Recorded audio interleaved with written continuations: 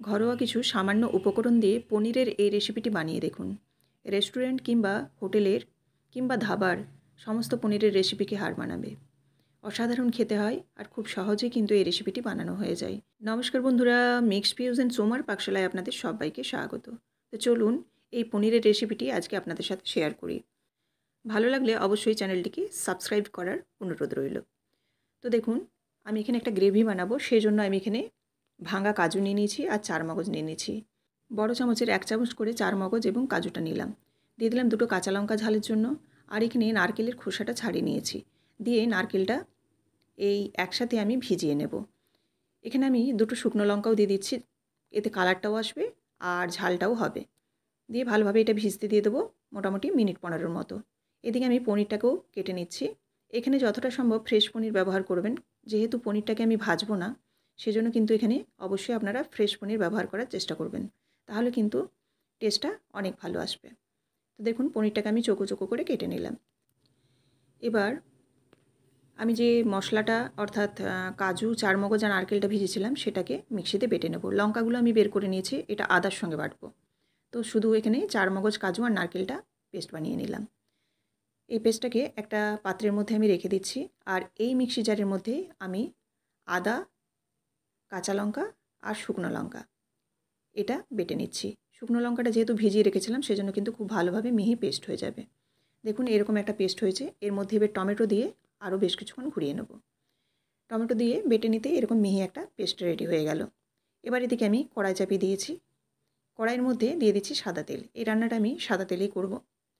তো এবারে দিয়ে দিচ্ছি 2টো এলাচ ফোড়নে আর 1 টুকরো দারুচিনি। এবার দিয়ে দিচ্ছি 2টো তেজপাতা। তেলটা গরম হয়ে গেলেই এর মধ্যে দিয়ে দেবো বেটে রাখা মশলাটা। বেটে রাখা মশলাটা প্রথমে দিয়ে দিলাম। দিয়ে এবার নাড়াচাড়া করব। নাড়াচাড়া করে এই মশলাটাকে কষাতে হবে। তো এই মশলাটার মধ্যে আমি আরও কিছু গুঁড়ো মশলা অ্যাড করছি, যেমন হলুদ গুঁড়ো দিয়ে দিচ্ছি, এখানে কাশ্মীরি লঙ্কার গুঁড়ো একটু কালারের জন্য, আর এখানে দেব জিরে গুঁড়ো আর ধনে গুঁড়ো। জিরে এবং ধনেটা আমার ড্রাই রোস্ট করা আছে, আপনারা চাইলে কাঁচাও ব্যবহার করতে পারেন, তবে সেক্ষেত্রে একটু ভালোভাবে কষিয়ে নেবেন।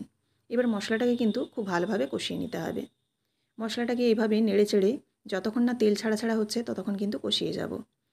এভাবে যদি জল শুকিয়ে যায় তাহলে কিন্তু আপনারা জল দিয়ে কম করে কষিয়ে নেবেন খুব ভালোভাবে, মশলার মধ্যে যেন কোনো কাঁচা গন্ধ না থাকে। এবার দেখুন, যে নারকেল, কাজু আর চারমগজটা বেটে রেখেছিলাম ওখান থেকে অর্ধেকটা আমি দিয়ে দিলাম। অনেকটাই বাটা হয়েছিল, সেই জন্য গ্রেভিটা অনেকটাই হয়ে যাবে, সেই কারণে আমি অর্ধেকটা দিলাম। এবার ভালোভাবে নাড়াচাড়া করে এটাও কিন্তু 2-3 মিনিট কষিয়ে নিতে হবে, যাতে চারমগজ এবং কাজুর কাঁচা ভাবটা কেটে যায়।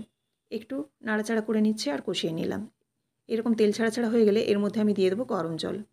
যেহেতু এখানে সেদ্ধ হওয়ার কোনো কিছু ব্যাপার নেই, সেজন্য গরম জলটা দিলাম। গরম জলটা দিলে খুব তাড়াতাড়ি কিন্তু রান্নাটা হয়ে যাবে। এবার দেখুন, ফুটে যাওয়ার জন্য অপেক্ষা করব। খুব ভালোভাবে এবার ফুটে গেছে। এবার গ্রেভিটাও কিন্তু আগের থেকে একটু ঘন হয়েছে। এর মধ্যে এবার দিয়ে দেবো পরিমাণ মতো লবণ আর দেবো এখানে চিনি। চিনিটা অবশ্যই একটু ব্যবহার করতে হবে, তাহলে কিন্তু টেস্টটা অনেক ভালো আসবে। এখানে তেজপাতাটা আমি ফেলে দিলাম। এবার দেখুন, গ্রেভিটা খুব ঘন হয়ে এসছে। আর নামাবার 5 মিনিট আগে আমি এই পনিরটা দিয়ে দিচ্ছি। এখানে আমি কাঁচা পনির ব্যবহার করছি, পনিরটাকে কিন্তু কোনো রকম ভাজিনি। তো এবার দেখুন, এবার নাড়াচাড়া করে এই পনিরটাকেও আরও 5 মিনিটের মতো রান্না করতে হবে। খুব ভালোভাবে ফুটে গেছে। ফুটে যাওয়ার পর একটু গ্রেভি থাকা অবস্থায় কিন্তু এর মধ্যে নামাবার আগে আমি ঘি দিয়ে দেব 1 চামচের মতো। ঘরের ঘি বা ঘরের যে গাওয়া ঘি হয় সে 1 চামচ দিয়ে দিলাম। দিয়ে নাড়াচাড়া করে নিচ্ছি। আর গ্রেভিটা দেখুন আরেকটু ঘন হয়েছে। এইরকম যখন গ্রেভি অবস্থায় থাকবে তখন নামিয়ে নেব। একটু গ্রেভি রাখতে হবে, নইলে কিন্তু লুচি, রুটি, পরোটা কিংবা ফ্রায়েড রাইস বলুন কিংবা ভাত, তাছাড়াও আপনারা পোলাওয়ের সাথেও খেতে পারেন। সমস্ত কিছুর সাথেই কিন্তু এই রেসিপিটি খুব ভালো যায়। তো এই গ্রেভি অবস্থায় দেখুন আমি নামিয়ে নিলাম একটা সার্ভিং বোলের মধ্যে পরিবেশনের জন্য। তো এই রেসিপিটি আপনারা প্রথম থেকে শেষ পর্যন্ত দেখলেন, আশা করি আপনাদের ভালো লেগেছে।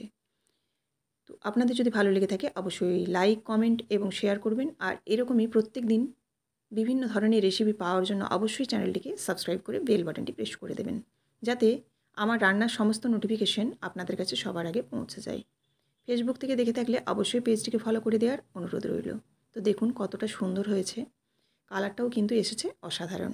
তো এরকম যদি একটা গ্রেভি গ্রেভি পনির থাকে তাহলে কিন্তু এই নিরামিষ দিনে আর সেরকমভাবে কিছুই লাগে না। অসাধারণ এই রেসিপির টেস্ট। তো আপনারা একবার হলেও অবশ্যই বানিয়ে দেখবেন। আবারও আপনাদের সাথে দেখা হচ্ছে আগামীকাল নেক্সট রেসিপিতে। ধন্যবাদ।